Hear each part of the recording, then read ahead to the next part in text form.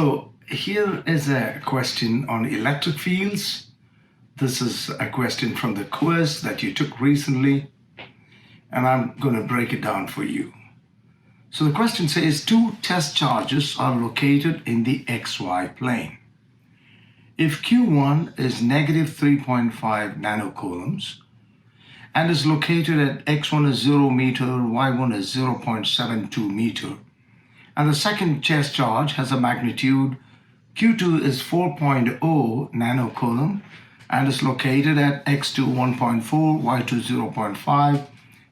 Calculate the x and y components of the electric field in component form at the origin 0, 0.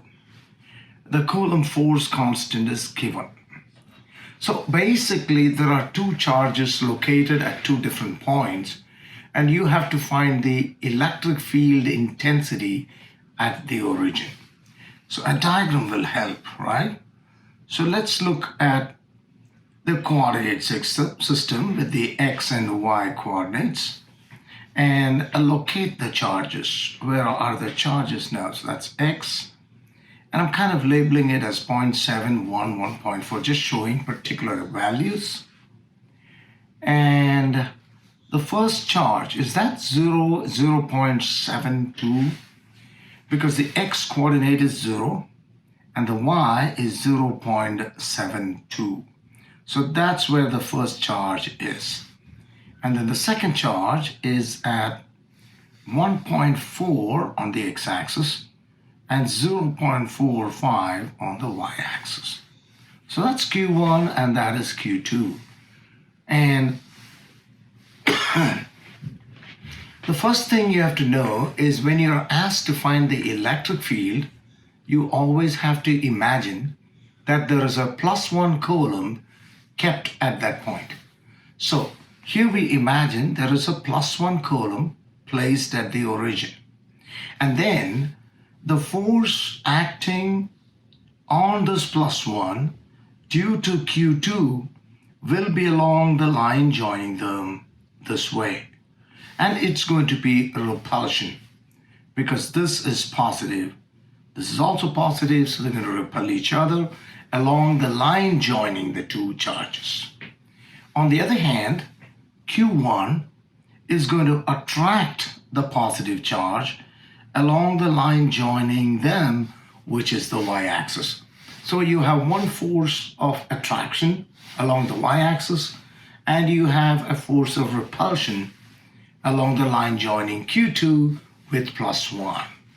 Okay, so that gives you E2. So I'm going to call it E2. That's the intensity due to Q2. And E1 is the intensity due to Q1. So you see the two, E1, attraction, E2 is repulsion on this +1 coulomb, which is kept at the origin, all right? So next what we have to do is E2 is inclined, so it has an x and a y component, and we have to find those components. So we have to break up E2 into its y component and its x component. And for that we have to use trig, and that's why I've set up the triangle. We do not even know this angle, but we can easily find the angle because we know the lengths of the two sides. All right, so let's go there. By definition, cosine theta is adjacent side over hypotenuse. The adjacent side here is this one, and we know that's 1.4.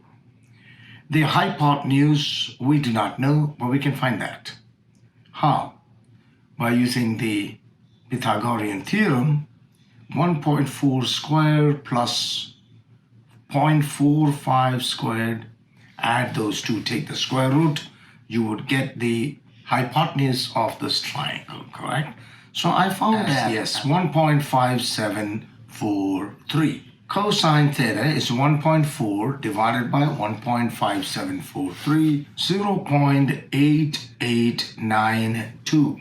Similarly, sine theta is opposite side by hypotenuse, which is 0.72 divided by 1.5743, and that gives 0.4573. So now we have the sides and we can find the components.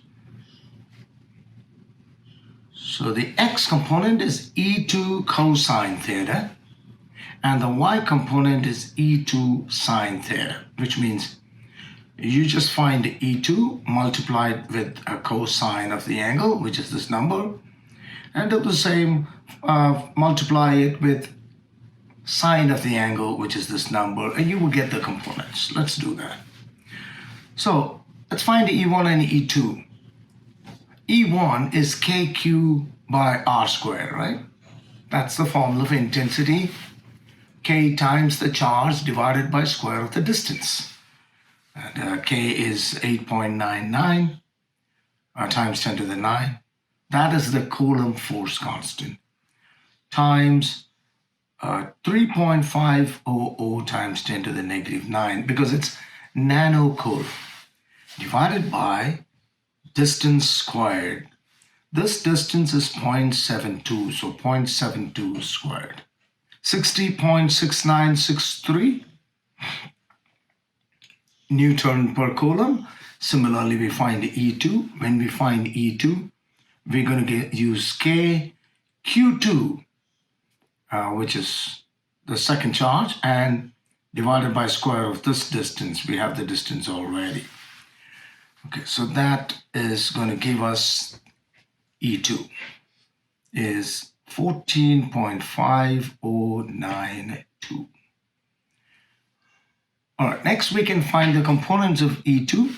So E2y is 14.5092 times, that gives 6.6351. Similarly, we can find E2x, which is 14.5092. So E2x is 14.5092 times 0.8892, because that's cosine theta, and that gives 12.9015 Newton per coulomb.